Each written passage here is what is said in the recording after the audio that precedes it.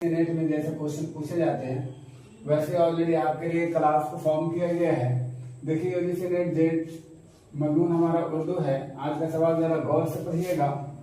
संदेशात के एतबार से दुरुस्त जुमलों की निशानदेही करें। क्वेश्चन क्या है, क्वेश्चन को जरा गौर से पढ़िए कि संदेशात के एतबार से दुरुस्त जुमलों की निशानदेही के लिए मैंने 4 ऑप्शन आपके सामने में रखा है। कौन सा ऑप्शन आपके अकॉर्डिंग सही लग रहा आप कमेंट करके आंसर करने की जहमत करें। पहला ऑप्शन है हमारा अमवासी है, ठंडा गोश्त, चोटें, वारदात, अपने दुख मुझे दे दो। वारदात अमवासी हैं, अपने दुख मुझे दे दो, चोटें, ठंडा गोश्त। इसी तरह वारदात, चोटें, अमवासी हैं, ठंडा गोश्त और अपने दुख मुझे दे दो और अपने दुख मुझे दे दो, वारदात, अमवासी हैं, ठंडा गोश्त और चोटें।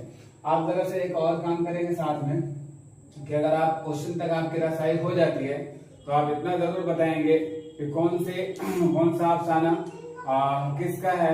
आप नाम के साथ कमेंट कर देंगे तो ज्यादा बेहतर होगा। Thanks for watching my video.